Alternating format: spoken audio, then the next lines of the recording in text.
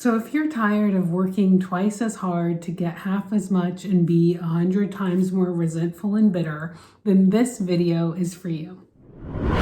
Hi, I'm Brittany Rochelle and I'm an anger alchemist teaching you how to alchemize rage to live a magnificently melanated life. And today I'm sharing 3 simple practices, relieving practices that are great for anyone who's exhausted from working twice as hard.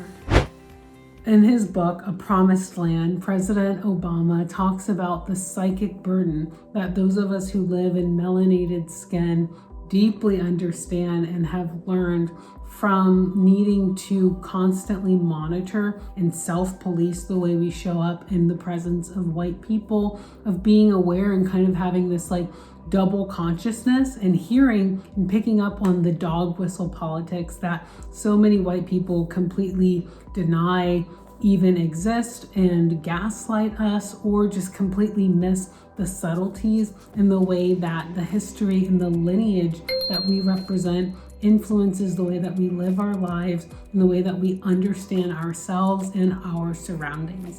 And so often, many of us grow up being told that we have to work twice as hard as white people do to get half of what they get.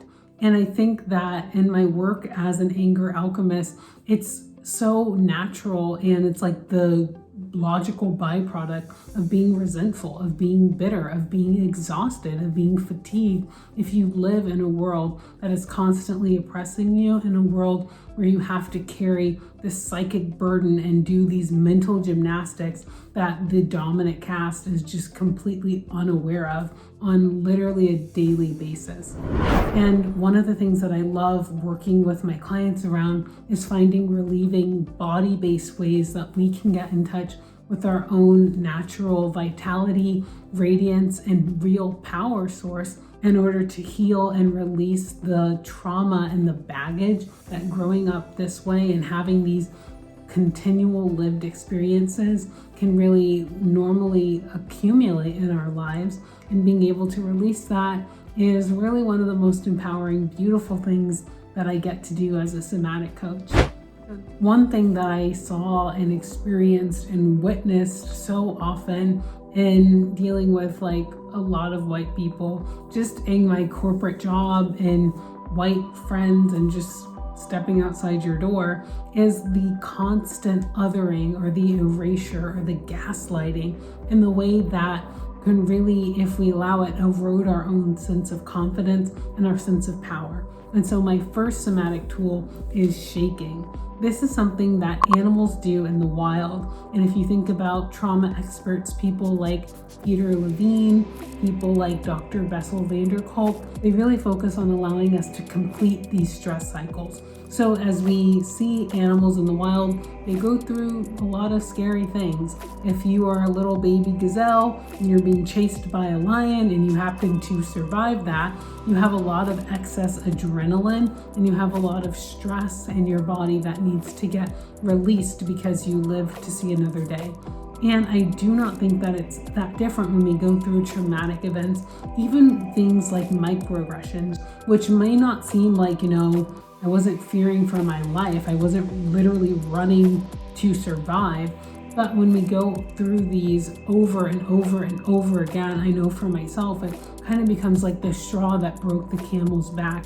And it's this constant erasure and it's this constant real attacks that may seem very small or very minute, but when they really add up through the lifetime of Black and brown people, they are incredibly serious and can be very exhausting.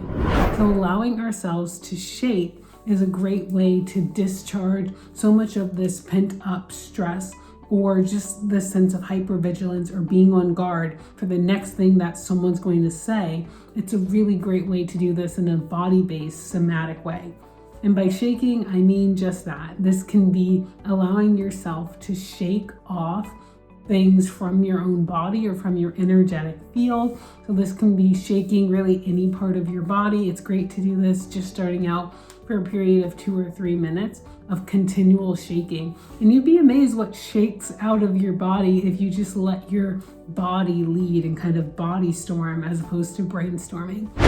you want to learn even more about shaking, you can check out one of my favorite videos ever, Conscious Twerking, which is why I personally believe I was put on the planet, where I talk way more about a really pleasurable, empowering way to shake, and also understanding the trauma and the trauma release exercises that shaking, and in my opinion, conscious twerking is.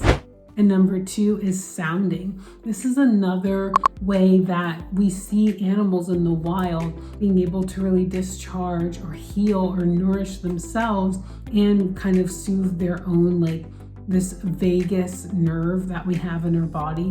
When we sound, or when we hum, or when we sing, so many people experience, I sing and I feel better, because this is really biologically wired as a way to soothe ourselves and to soothe our own nervous system.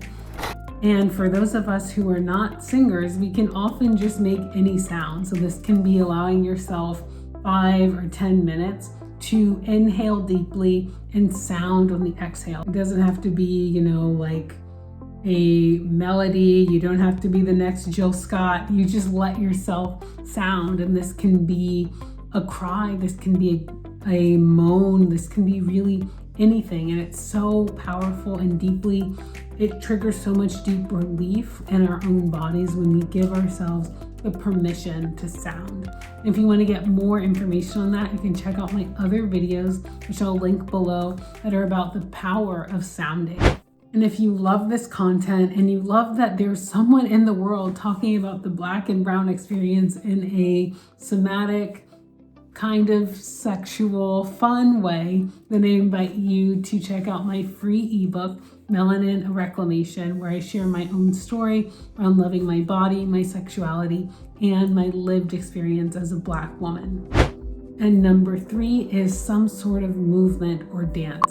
This can be for those of us who are not the most rhythmically inclined. It can be like free dance, it can be a barefoot interpretive dance, or it can just be as simple as rocking. And if you want to add this with the previous step, while you rock and hum, it can be a great way to soothe your own nervous system.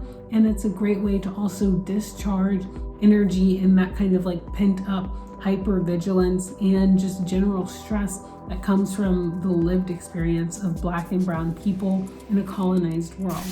So I hope that these 3 tips have been helpful for you. I really encourage you can even take 30 seconds after this video and try out humming, rocking, singing, shaking, conscious twerking to a big Frida song. Really anything that you want to do.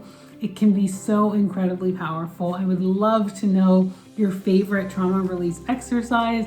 How do you deal with releasing the psychic burden, believing that you have to work twice as hard to get half as much, and what your own personal experience is. And if you want to work with me one-on-one, I invite you to check out a free, absolutely no pressure discovery session with me, which I'll have linked below. Okay, thank you so much and be well. I'll see you in my next video.